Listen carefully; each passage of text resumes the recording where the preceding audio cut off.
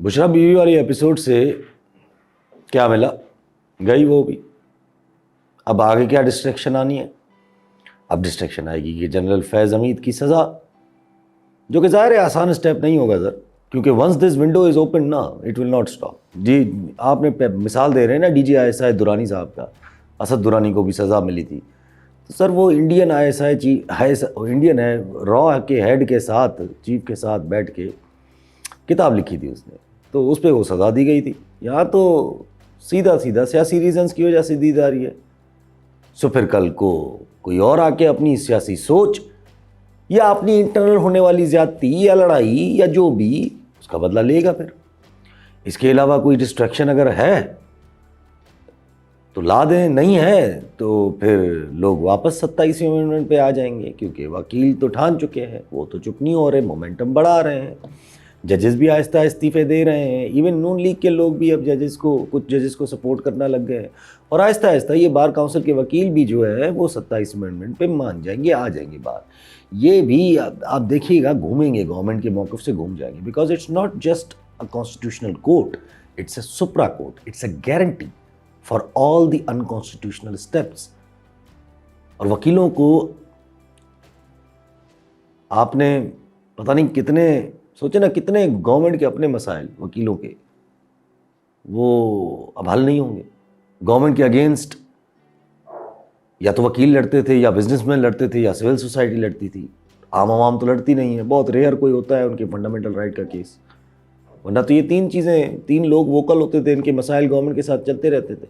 अब तीनों के रास्ते बंद हैं इस कॉन्स्टिट्यूशनल कोर्ट से, जाओ जो करना है कर लो। कॉन्स्टिट्यूशनल कोर्ट के असरात लोगों को अंदाज़ा नहीं है। ये 27वीं अमेंडमेंट का जो केस उठाएंगे, ये कॉन्स्टिट्यूशनल कोर्ट खुद ही उठाएगी, कोई ना कोई केस डाल देगा, और उस केस को बेस बना के फिर ये 27वीं अमेंडमेंट को ओके कर देंगे। गवर्नर राज हो वो भी ओके हो जाएगा, पार्टी बैन हो वो भी ओके हो जाएगा, मिलिट्री ट्रायल हो खान साहब का वो भी ओके हो जाएगा। So everything. कहानी ये अब सख्ती से या लड़ाई के साथ या लड़ाई के अलावा नहीं रुकनी है, और अगर मामला संभालने हैं तो मुतासरीन को इन्वॉल्व होना पड़ेगा। एक तरफ के मुतासरीन तो इन्वॉल्व हो रहे हैं, बाद जजेस आएंगे, ये रैलियों में शामिल होंगे, दूसरे वाले मुतासरीन को इन्वॉल्व होना पड़ेगा। अदरवाइज़ अवाम पे छोड़ा गया तो एनार्की है ना सर। और अगर इस वक्त की सोच पे छोड़ दिया गया तो फिर ज़िया और याया के बीच की कहानी है। डेविल्स एडवोकेट की मूवी देखी है आपने? डेविल्स एडवोकेट एल पचिनो की बहुत मशहूर मूवी, जिसमें एल पचिनो को शायद वो डेविल दिखाया गया है, वो डेविल बना है खुद। उस मूवी में एल पचिनो जो डेविल या शैतान को रिप्रेजेंट करता है, वो मूवी के एंड में ये बोलता है, Vanity, definitely my favorite sin. Vanity का मतलब है गुरूर। अब जो सिन वैनिटी सदियों से और हर मजहब में शैतान का फेवरेट हो वो तो फिर हम सभी करते होंगे कहीं ना कहीं। बट जब आप पावर में बैठे होते हो, और जितना ज्यादा पावर होता है उतने बड़े आप फिर शैतान बनते जाते हो, क्योंकि आपका गुरूर भी उतना ही बड़ा होता जाता है। At the end of the day power corrupts you. फिर आपने एक्शंस को जस्टिफाई करने के लिए या तो तंत्र मंत्र या मजहब का इस्तेमाल, जैसे अभी हो रहा है। खैर डिक्टेटर्स का कॉन्सेप्ट यूनिफॉर्म में लाजिम नहीं है ना सर। कभी कभी अच्छे पावरफुल पॉपुलर लीडर्स भी ऐसे आते हैं, बट फिर वक्त के साथ वो डिक्टेटर बन जाते हैं। एर्दोगान की बात कर लें, खामनाई की बात कर लें, पुतिन की बात कर लें, अब तो मोदी भी उसी कैटेगरी में जा रहा है। क्योंकि अगर बिहार इलेक्शंस मोदी धांधली के बगैर जीता है तो फिर India is done sir. India में बहुत मसाइल उभरने वाले हैं फिर, क्योंकि एक बार देखिएगा जब मोदी हारेगा या बीजेपी हारेगी ना, तो फिर आप रिलीजियस दंगे होते देखेंगे, रिलीजियस टेररिज्म होते देखेंगे, और असरात ये सारे हिंदुत्व के उस वक्त पड़ेंगे। एग्जैक्टली इस्लामिक टेररिज्म और इस्लामिक टेररिज्म वाली ये जो कहानियाँ थी ना, एग्जैक्टली ऐसे ही होगा। बम ब्लास्ट कर देंगे ये लोग हिंदुत्व वाले। आप इनको हुकूमत से निकलने तो दें, इनको निकाले तो सही एक बार। मसला सिर्फ तब होता है उमन, वरना तो ये चलते रहते हैं। मसला सिर्फ तब होता है जब अवाम इनको निकालना चाहती है, और ये निकलते नहीं है, पकड़ के बैठ जाते हैं, क्योंकि पावर इनको इतना करप्ट कर चुका होता है कि ये फिर वो अपनी पूरी सियासत भूल जा चुके होते हैं। इसी पॉपुलिस्ट से दुनिया डरती है, वो दुनिया या वो मुल्क या वो लोग जो स्टेटस को मेंटेन करना चाहते हैं वो डरते हैं पॉपुलर से। जैसे आपने देखा कि एप्स्टीन भाई साहब जो है वो खान से डर रहे थे, और जो मुल्क में जमहूरियत चाहते हैं और पता होता है कि जमहूरियत इतनी मजबूत नहीं है, जैसे हम जैसे लोग होते हैं, वो भी फिर थोड़े बहुत पॉपुलिस्ट से डरते हैं। जैसे मैंने हमेशा बोलता हूं कि खान पावर में आए तब देखा जाएगा, वरना नेपाल में क्या हो गया सर, रेवोल्यूशन ला के उन्होंने क्या कर दिया है, क्या हो गया। बांग्लादेश में मेरे नज़दीक तो कुछ नहीं। और इन्हीं पॉपुलर्स को जब निकालने की बारी आती है तो उनके अंदर का खुला डिक्टेटर सामने आ जाता है, डिपेंडिंग ऑन देयर डेस्परेशन और कितना जोर से उनको निकालने की कोशिश हो रही है। उस वक्त तक फिर हर हद तक ये लोग चले जाते हैं। मुल्क के क्या हालात थे, बट पावर ने हसीना वाजिद छोड़ नहीं रही थी। जब बांग्लादेश में रेवोल्यूशन आ रहा था नहीं छोड़ रही थी, ना नेपाली लीडर्स छोड़ रहे थे, मारे गए वो तो, ना श्रीलंकन लीडर्स छोड़ रहे थे, पावर नहीं छोड़ते सर। सो यहाँ से ये अंदाज़ा लगा लें कि अगर एप्स्टीन को खान से मसला था तो मीनिंग यही है कि खान के साथ जो हो रहा है is somewhat triggered by the international forces जो पाकिस्तान में स्टेटस को मेंटेन करना चाहती हैं। अब ऑब्वियसली अगर उनके साथ मिल जाएं वो नेशनल फोर्सेस जो यहां इंटरनेशनल फोर्सेस की तरह स्टेटस को मेंटेन करना चाहती हैं, तो फिर डिजास्टर ही एक्सपेक्ट करेंगे ना हम। पॉइंट इज, खामनाई हो, अर्दोगान हो, हसीना, मोदी, ये सब नीम डिक्टेटर है। हसीना को निकालने की कोशिश की तो उसने दिखा दिया कि मैं कितनी बड़ी डिक्टेटर हूं, जिसका अंजाम ये हुआ कि हसीना को सजाए मौत दी गई। अब ये भी एक्सट्रीम है। हसीना अकेले मुलविस थोड़ी थी भाई, जनता कहाँ है वहाँ की, उसको तो साथ बिठा के बैठे हैं बांग्लादेश की वहाँ हुकूमत। अभी जो मिसिंग पर्सनस का केस चल रहा था वहाँ पर मिलिट्री की जनता के खिलाफ, उसमें सजाएं दें तो कुछ बात बने ना सर, वरना बांग्लादेश भी वही है जैसे पाकिस्तान में हाथ से खुजली वाला इनकलाब आता है, ये वही निकलेगा। फिर हो सकता है उसमें भी सजा दे दें कुछ मिलिट्री लीडर्स को, मुश्किल है लेकिन शायद दे दें। लेकिन फिर वही बात निकलेगी कि यार ये इलेक्शंस के बाद क्यों नहीं हुआ। इलेक्टेड गवर्नमेंट आती वो ये सब कर लेती, ये सब फैसले हो जाते, क्योंकि ये गवर्नमेंट को कोई, इस वाली गवर्नमेंट को तो कोई हक नहीं है, कोई हक नहीं है किसी भी रिफॉर्म्स करने का। ये कुछ भी बोल दें, ये जो इनकलाब लेके आए they don't have any right. ये एक्सट्रीम किस्म की बात है ना सर, कि हम इनकलाब लेके आए तो हम मुल्क चलाएंगे, ऐसे थोड़ी होता है। इलेक्शन करवाओ सर। और ये भी एक्सट्रीम किस्म की बात है कि हसीना वाजिद को अब सजाए मौत दे दो।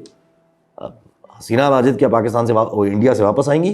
करेगा इंडिया आपको वापस? नहीं करेगा ना सर। तो फिर ये करने की ज़रूरत क्या थी? सिर्फ दिखाना था कि हमने जो है वो सज़ा दिलाई, वाह वाह हमने सज़ा दिलाई, ये जो अभी रेवोल्यूशन ला के आए थे उन्होंने सज़ा दिलाई, यही ना, यही दिखाना था ना।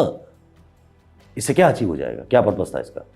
रिकॉर्ड की दुरुस्तगी तो तब होती ना जब इलेक्शंस होते और उसके बाद साफ प्रोसेस पे इन सबको सजाएं आती, चाहे हसीना हो चाहे फौजी जनता हो।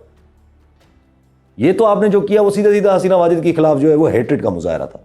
She deserves this, I agree with it, but not like this. इससे कोई फर्क नहीं पड़ेगा, बल्कि पोलराइजेशन और बढ़ेगी।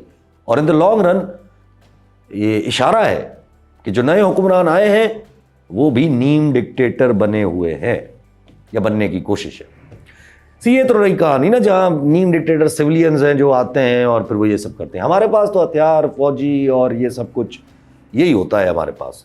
क्योंकि जैसे एप्स्टीन ने कहा कि पाकिस्तान जैसे मुल्क में पॉपुलस नॉट अलो, तो मतलब सिविल नॉट अलो ना, तो यहाँ एक एस्टेब्लिशमेंट भी ऐसे सोचती है, populace not allow, which means status quo maintain रखना है हर हाल में। तो फिर अब तो सबको समझ आ रहा है ना कि ये जो अपने आप को इतनी तरसना है, इतनी प्रोटेक्शन, इतना पावर को पकड़ना और कोर्ट्स की बैकिंग, ये सब क्यों है? क्या डर था? अगर कोई डर था तो वो डर खत्म थोड़ी होगा सर। अगर कोई डर था तो, क्योंकि वो तो फिर डर वो इंटरनेशनली है या वो डर वो अंदर से है, क्योंकि सीडीएफ की नोटिफिकेशन अभी तक नहीं हुई है। तो डर यही होगा ना, अगर कोई डर था ऐसा कोई, उस डर से ये सॉल्व तो नहीं हुआ। लेकिन अब ऐसी चीज़ों को रोकने के वाले रोक ले, बात सारी ये है। तो ये अगर डर था तो उससे अमेंडमेंट तो हल नहीं होगी। तो मतलब डर नहीं था ना, फिर जाहिर है कि कुछ करने की तैयारी थी या तैयारी है, और कुछ करना जो मैं बार बार एक्सप्लेन कर लाता हूँ। इसलिए बैक टू खान साहब। बुशरा बीवी वाले आर्टिकल से जो अचीव करना था वो तो हुआ नहीं, उल्टा बेचारे शाहजेब खानजादा की लग गई। मुझे उस बंदे से जो मोबाइल निकाल के हैकल करता फिर रहा है उससे मसला है, नहीं करना चाहिए, बट उसको इस बेसिस पे तंकीद का निशाना बनाना, पार्टी को लेक्चर्स देना, ये फजूल बात है। भाई हैकलर्स कहाँ नहीं होते सर, हर जगह होते हैं। जब आपके अगेंस्ट किसी के साथ होता है तो आपको फ़र्क पड़ता है। आई मीन कितने सहाफ़ियों ने इस तरह का ट्वीट किया था कि जब अलीमा खानम को जो है वो अंडे मारे थे किसी ने, यहाँ तो सिर्फ हैकल किया है सर। कितने सहाफ़ी आपके चैनल से बाहर बैठे हुए हैं, वहाँ कुछ नहीं बोलना है। काशिफ अब्बासी बाहर बैठा, वहाँ कुछ नहीं बोलना है। वाह सी वाह। शाहजेब खानज़ादा को भी सोचना चाहिए कि वो किस डगर चल पड़े थे। ज़ाहिर है जिस डगर जाएंगे तो फिर ऐसे तो होगा, इतने गिरेंगे आपके पेड किस्म के प्रोग्राम करेंगे, अच्छे खासे सहाफ़ी थे क्या हो गया तो फिर ज़ाहिर है जवाब तो आपको मिले, मांगेंगे ना लोग कि why did you do that. जिनसे उम्मीद इतनी ज़्यादा होती है उनसे फिर सवाल भी ज़्यादा होते हैं। लोग they are still living in, ये हमारे बड़े बड़े सहाफ़ी, बड़े बड़े सियासतदान, they are still living in 80s, जहाँ सहाफ़ी आके उनसे तमीज़ से सवाल करे, टाइम लेकर उनसे। सी मतीउल्लाह जान को खुद कितनी बार वो कैमरा लेके मुंह पे चढ़ जाता है सियासतदानों के, लेट गए थे ऐसी बातें करता है, मजाक करता है, तंज मारता है, तब वो सही है। लेकिन मतीउल्लाह जान को बाकी जो है वो ये वाला जो हैकल करना था वो गलत लगा। लेक्चर देना सहाफ़त पे, लेक्चर देना तमीज़ की, ये सब फजूल है सर। हैकलर्स होते हैं, हैकल करते हैं, क्या बड़ी बात है। आप काम सही करें तो लोगों की जो बातें हैं उससे आपको फ़र्क भी नहीं पड़ेगा। मतलब क्या फ़र्क पड़ता है जो आपको क्या लगता है बड़े बड़े सहाफ़ियों के साथ हैकलिंग नहीं होती, बड़े बड़े हर किसी के साथ होती है, बट आप काम सही करते रहे तो आपको फ़र्क नहीं पड़ेगा। It's as simple as that. और अगर लोगों की बात फील हो रही है ना सर आपको कि यार ये मुझे ऐसा क्यों बोल रहा है, तो आपको गिल्ट है कि कहीं आपकी नीयत भी ख़राब थी। इतना ही रखें क्योंकि इससे ज़्यादा है नहीं। तो खैर बैक टू एप्स्टीन वाली एपिसोड। अब इससे एप्स्टीन वाली एपिसोड पे बोल ही नहीं रहे ना, छुपते फिर रहे, इससे कोई बात नहीं कर रहा, इस पर कोई क्यों नहीं बोल रहा। खान को एप्स्टीन ने बुरा बोला है, बुरा, ये खान के अगेंस्ट जा रहे हैं। एप्स्टीन जैसे शख्स को अगर खान बुरा लग रहा तो फिर खान से बेहतर तो कोई शख्स ही नहीं है ना। मतलब उसको बाकी सब बुरे नहीं लग रहे थे उस टाइम पे, खान बुरा लग रहा था। तो क्या अंदाज़ा हो रहा है, कुत्ते वाली हो गई है मैं तो कहूँगा कि इस छोटी सी चीज़ की वजह से। बहुत बड़ा एक्सपोजर है ये। अब कोई बोलेगा कि खान ज़ायनिस्ट लॉबी के क्लोज है, बोलेगा, है हिम्मत सर। इसके बाद खान के खिलाफ बनाए हुए सारे नैरेटिव एक एक करके फ्लॉप हो रहे हैं। I don't know how. कहीं थोड़ा सा अगर किसी के दिल में कोई डाउट था तो खान के वाकई शायद, यानी समझो यार गोल्डस्मिथ फैमिली से करीब है तो हो सकता है इसराइल का प्रो हो, ना भी हो तो कभी ना कभी ऐसी सोच रखता हो शायद। यहाँ तो खान की एप्स्टीन ने तो बुराई करके क्लियर कर दिया कि he is never going to bend now. और वजह भी यही थी शायद निकालने की। अगर वो आया या कंटिन्यू किया उसने तो वाकई इस खित्ते के डायनामिक्स चेंज हो जाने थे। और इन बातों की वजह से मुझे फिर सबसे बड़ा शक सऊदिया पे ही होता है, क्योंकि अगर खान होता तो ये मामला सऊदिया के हिसाब से कभी सेटल ना होते। ये जिस तरह हो रहे हैं ना गाज़ा वाले इश्यूज़, ये इस तरह कभी सेटल ना होते। सऊदिया भी सोच रहा होगा कि यार अब निकाल तो दिया जो भी हुआ उस वक्त, लेकिन अब सऊदिया लाजम सोच रहा होगा कि यार खान होता तो हम मुसलमानों के पास भी कुछ लेवरेज होता। यहाँ तो जिससे मैंने डिफेंस पैक्ट किया पाकिस्तान से कि यार वो तगड़ा है, वो इसराइल से बचाने के लिए मुझे कुछ मदद करेगा, लेकिन वो तो खुद अमेरिका को सलूट मारते फिर रहे हैं। खान होता तो ऐसा तो नहीं होता कम अज़ कम। इसलिए फिर हमारा डिफेंस पैक्ट भी अमेरिका सऊदी अरब को रियलाइज़ हुआ होगा कि ये क्या है, गायब हो गया है। और सऊदिया अपना डिफेंस ताल्लुकात वापस अमेरिका से बढ़ा रहा है, बहाल कर रहा है जैसे पहले था। सो सऊदिया को भी अब रियलाइज़ हो रहा होगा कि ये क्या किया हमने।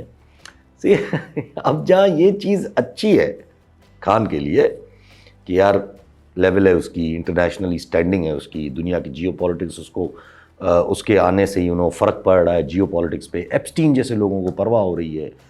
ये चीज़ खान को ताकत तो दे रही है, वहीं ये चीज़ खान के खिलाफ भी है। क्योंकि जब ये ऑब्वियस है ना सर कि स्टेटस को मेंटेन करने वाले इंटरनेशनल प्लेयर्स हों या नेशनल प्लेयर्स हों। अगर दोनों एक पेज पे हैं या हैं तो फिर खान को सिर्फ आउट ऑफ द सिस्टम जाके ही कोई लाया जा सकता है। आउट ऑफ द सिस्टम यानी कि अवाम, अब अवाम की पीछे वो मुतासरीन की मदद हो, दोनों तरफ वाले, या प्योरली अवाम की बेसिस पे हो, वो फिर एनार्की होती है। और ये करने के लिए ज़ाहिर लड़ाई चाहिए। लड़ाई के असरात तो हैं, नज़र भी आ रहे हैं, लड़ाई हो भी सकती है, बट कब होगी, कितनी शिद्दत होगी, इन सब पे अभी भी सवालिया निशान है। और वो सवालिया निशान इसलिए है क्योंकि एलीट सारे के सारे खान की नफरत में हर चीज़ को जस्टिफाई किए जा रहे हैं और ऑपोजिशन कंफ्यूज नजर आ रही है। ये 27वीं अमेंडमेंट, ये कॉन्स्टिट्यूशनल कोर्ट, ये सेंट्रलाइजेशन ऑफ पावर, ये क्या, मैं बार बार कह रहा हूँ, ये इतना कुछ पाकिस्तान पीपल्स पार्टी अभी 28वीं अमेंडमेंट में जो करेगी, ये क्या पीपल्स पार्टी या कि सिर्फ आज़ाद जम्मू कश्मीर की गवर्नमेंट के करके गई है। मतलब कितना माल कमा लेंगे, कितनी करप्शन कर लेंगे आज़ाद जम्मू कश्मीर से। और अब ये 28वीं तरमीम भी आ रही है, उस पर भी आप देखिएगा पीपल्स पार्टी को इस बार फिर डराया जाएगा कि ओ देखो सूबे तोड़ रहे, सूबे तोड़ रहे। और फिर एनएफसी और लोकल गवर्नमेंट्स पे उनसे चूना लगवा दिया जाएगा। उनको लोकल गवर्नमेंट मान लेगी, मतलब चूना क्या मान लेगी, उनको भी तो सरकार चाहिए। लोकल गवर्नमेंट को शदीद स्ट्रॉन्ग किया जाएगा सर, अगर करने जा रहे हैं तो। क्यों, मैं समझाता हूँ, क्योंकि आगे खुद आने की बारी है ना सर। तो लोकल गवर्नमेंट होंगी जो शदीद स्ट्रॉन्ग होंगी ताकि वो रहें, यानी ऊपर फुल सेंट्रलाइजेशन और नीचे से लोकल गवर्नमेंट, बीच में कुछ हर डिक्टेटर करता है। ये सारे इशारे उसी चीज़ के हैं, ये आगे यही आना है, इसलिए तैयारी हो रही है। और इन सब का, ये सबको, इन सब चीज़ों को ये सर झुका के सपोर्ट करते रहना इन लोगों का, इन सियासी लोगों का, नवाज शरीफ जैसे लोगों का, इस चीज़ की इंडिकेशन है कि इनको भी नहीं है परवाह। ये एक्सीडेंट से उम्मीद लगाए बैठे हैं, एक्सीडेंट से डर नहीं है इनको, किसी और चीज़ की परवाह नहीं है इनको। सिर्फ यही है कि एक्सीडेंट हो जाए तो शायद कुछ उम्मीद हो जाए। मैंने आपसे कहा है कि ट्रिगरिंग फैक्टर केपीके होगा इस चेन ऑफ इवेंट्स का। जानबूझ के आफरीदी साहब को धकेला जा रहा है, उसको रोका जा रहा है, उसके लिए मुश्किलात क्रिएट की जा रही हैं जानबूझ के, ताकि वो रिएक्ट करे। खान के साथ भी ऐसा ही मरल है कि वो रिएक्ट करे। फिर जाहिर है रीज़न मिलेगा इनको गवर्नर राज का, जाहिर है लोग तो एक्सेप्ट करेंगे नहीं उस चीज़ को, लड़ेंगे लोग, मीनिंग हालात ख़राब, which is again reason for different thing. और मीनवाइल शायद वकीलों की तहरीक भी शुरू हो जाए, मीनवाइल शायद टीटीएपी वाले जो डीजल इंजन से इस वक्त काम कर रहे हैं, थोड़ा सा डीजल इंजन से हट के पेट्रोल इंजन पे आ जाए। शायद इस वक्त वो बेचारे बहुत स्लो है, पता नहीं इंतज़ार किस बात का है। वकील तो आहिस्ता आहिस्ता मोमेंटम पकड़ रहे हैं ना, ऑपोजिशन किधर है। आज लाहौर में देखा हमने वकीलों को, सिंध में तो मूवमेंट शुरू हो चुकी है, कोर्ट्स का डेली बायकॉट हो रहा है। बट सवाल है कि ये सब तो ठीक है, इतनी अमेंडमेंट्स हो गई, सब कुछ हो गया, नोटिफिकेशन क्यों नहीं हो रही सर सीडीए वाली। और ये जो लोग कह रहे हैं ना कि वाइस चीफ और chief commander national strategic command जो है वो 4 स्टार बनाया जाएगा, मैं ठीक है, कमांडर नेशनल स्ट्रेटेजिक कमांड तो मुझे समझ आता है, शायद 4 स्टार बन जाए, बट वाइस चीफ मेरा नहीं ख्याल 4 स्टार होंगे। अगर हुए तो फिर सीडीएफ की पोस्ट का कोई फ़ायदा नहीं है, कुछ टाइम बाद फिर ये वही सेरेमोनियल पोस्ट हो जाएगी। मैं बार बार कह रहा हूँ, इसलिए वाइस चीफ पे फ़िलहाल कोई होगा नहीं, या तो, और अगर होगा तो फिलहाल 3 स्टार ही होंगे। जब तक फिर मसला हो, रेजिस्ट होगी, फिलहाल रेजिस्ट किया जाएगा, लेकिन फिर मान लिया जाएगा 4 स्टार के लिए भी। आगे भी तो बढ़ना है ना। फिलहाल तो मसला सीडीएफ वाली रिन्यूड नोटिफिकेशन पे अटका हुआ है, कहाँ है वो। अगर नहीं हुई, कोई और सीडीएफ आ गए तो फिर गेम हो गई, जाहिर सी बात है, सीधी सीधी। बट मैं नहीं समझता कि रुकेगी अब ये कहानी, ये बढ़ावा देंगे, ये बढ़ावा देते जाएंगे। सियासतदानों की नीयत समझ आ रही है, नज़र आ रहा है। They want out of this but they don't have any other way. और स्टैब्लिशमेंट जब इतना आगे बढ़ रही है तो बढ़ती जाए भाई, इनको क्या है, एंड में इन्हीं का फ़ायदा ही है कि अगर खुद आए तो। हाँ, अगर इस्टेब्लिशमेंट से हाथ नहीं निकाल रही, इनको भी लेके डूब रही है तो फिर वो अलग बात है, क्योंकि फिर अवाम और इस्टेब्लिशमेंट आमने सामने आने वाले हैं।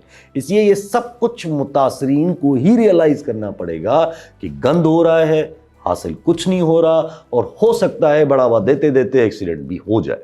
आप नून लीग को सुन लें ना, वो they are done, they are ready. NFC की changes no problem, Maryam has no problem, सूबे तोड़ने पे they have no problem.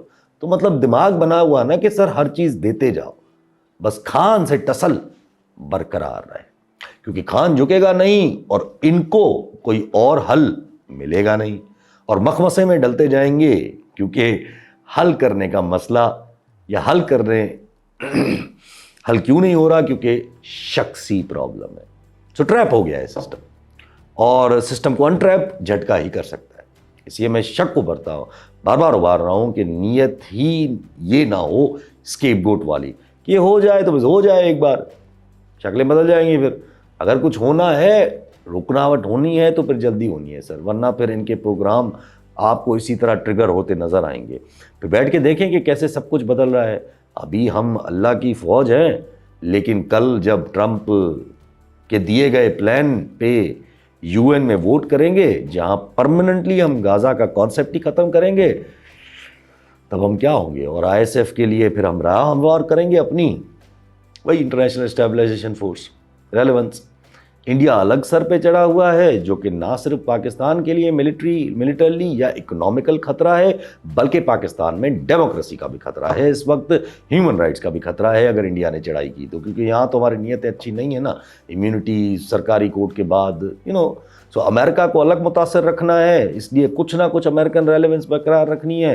ISF को अफगान चैप्टर, आईएसएफ हो, अफगान चैप्टर हो, मिनरल्स के लिए केपीके का बेड़ा गर्क हो, ऑल दिस। लेकिन जंग वहाँ से भी चल रही है सर। इंडिया भी ट्रंप की हर बातें माने जा रहा है। मोदी को बिहार इलेक्शंस में जवाब मिल गया है कि इंडिया की आवाम doesn't give a shit about anything else, all they want is Hindutva. तो फिर मोदी भी अब उठाए जाएगा ट्रंप की, मिलिटरली का पैक्ट कर लिया है उसने, मिलिट्री डिफेंस पैक्ट, अब ऑयल भी वो यूएसए से खरीदने वाला है।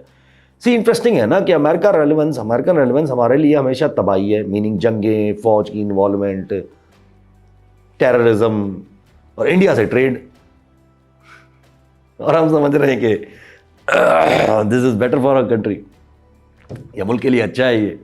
ये सिर्फ शख्सी फायदे है, स्पेशली जब एस्टेब्लिशमेंट के अंदर भी सेंट्रलाइजेशन कर दी गई है, ये आर्टिकल 243 और बाहर तो फर्क भी नहीं पड़ता ना। And amid all this sir, आप सवाल पूछे ना कि अवाम को आखिर करे क्या। ऐसी सूरत हाल में सिर्फ चांस लेना होता है सर, अवाम को सिर्फ चांस लेना है। अब जब ले You thought we could be decent men in an indecent time. But you were wrong. The world is cruel, and the only morality in a cruel world is chance. Unbiased, unprejudiced.